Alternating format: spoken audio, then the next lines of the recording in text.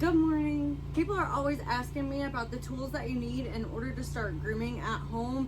And I always recommend professional grade tools because they work the best. They're going to give you a lot of use for your money and you're going to save a ton. It is a little bit of an investment right in the beginning and you don't have to buy everything all at once. But today I'm going to go over a list of the tools that you need. If you are planning on grooming from home, you will need some sort of a grooming loop to secure your dog. If you want to invest in a table, that's great. You don't have to though. You can invest in a folding grooming arm. And like I said, I have a comprehensive list of all the tools that I recommend on my page somewhere. This is the folding arm that I recommend because it's got a really wide mouth, so it's going to open up and you're going to be able to use it on pretty much any table. I would recommend get something like this. You can also look at my list to see which grooming arm I have. This is the Master Equipment grooming arm. You will need some sort of a non-slip mat, and this just goes right on top. This one right here is the Chris Christensen mat. Somebody asked me what the lines on the grid were for, and the reason why that this one has grid lines is if you are doing, say, a pattern on your dog. This is to help you make sure that you're getting both of them or all of them nice and symmetrical. Okay, you're gonna need a clipper. I recommend getting this one. This is a 5-speed clipper. This clipper is going to cut through every single type of hair. Does not matter what type of hair your dog has, this clipper is going to get through it. I do have a different type of clipper, but I have noticed that this 2-speed clipper does not accurately cut as well as this one. You are also going to need blades because these blades are detachable. So you're going to need a 3, a 5, a 7, whichever length you decide that you want to do on your dog. The most common ones that the groomers use are the 4, the 5, and the 7, and sometimes the 3. So it just depends on how long you want to leave your dog. But you will need blades. You're also going to need a 10 blade and a 30 blade. If you want to use guard combs, you're going to need the 30. The 30 is what you use on your clipper underneath the guards, okay? And this is going to leave your dog a little bit fuller. So I hope you're keeping up. You can also save this video. You're going to need ear powder to clean the ears. You're going to need ear wipes to wipe them out.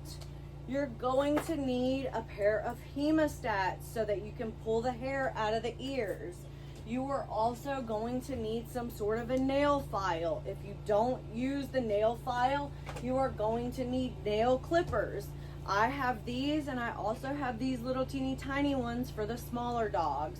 I like to use these on the smaller dogs because they're a little bit easier to get in those really hard to reach spots. I do have a couple of bigger dogs that I use these on, but you will need that.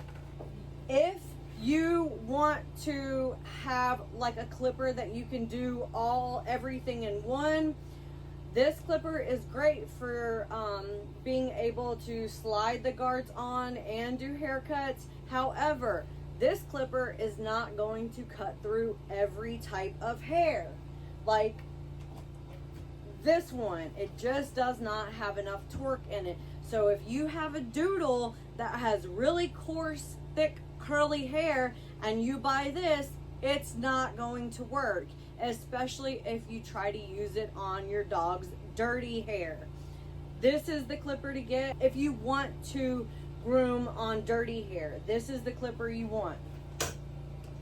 You are also going to need some sort of a comb. It doesn't have to be a big fancy comb. It can just be a comb like this. If your dog has really thin hair, something like this with finer teeth is going to be better. You're going to need a brush. Now, depending on what type of hair your dog has is going to determine what type of brush to get. If you leave your dog long and they have really curly, dense hair, you're going to want something like this. If you leave your dog short and the hair is kind of fine, you can get something like this. But it just all depends on your dog's specific hair type. Then you're going to need scissors.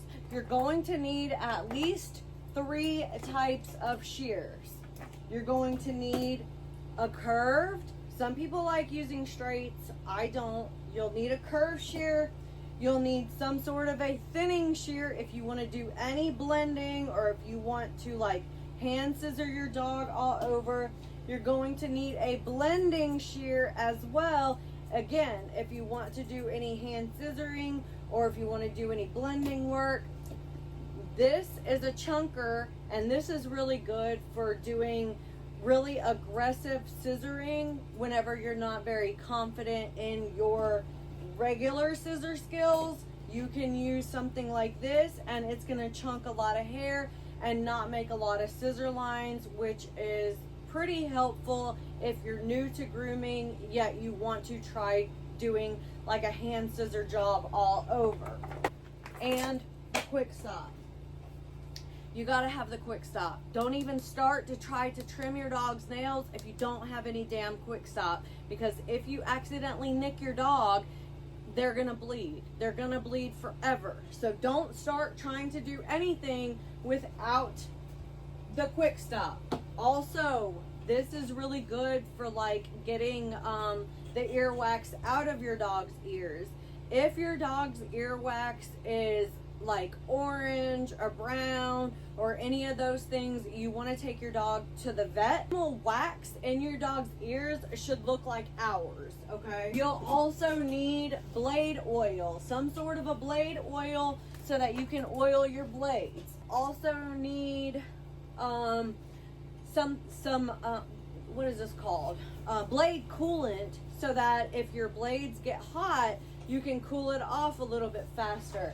Now, my suggestion would be to have more than one blade of every single blade that you use. So say for instance, if you use, if you're gonna pick the number 4 blade, I would have 4 of those so that you can take it off when it gets hot, put a cold one on, and keep grooming. That's gonna make the process take a little less time. You'll also want to have some liquid bandage just in case you accidentally nick your dog somewhere. You'll want to stop the bleeding, apply pressure to the area for a few seconds, stop the bleeding, apply a little liquid bandage.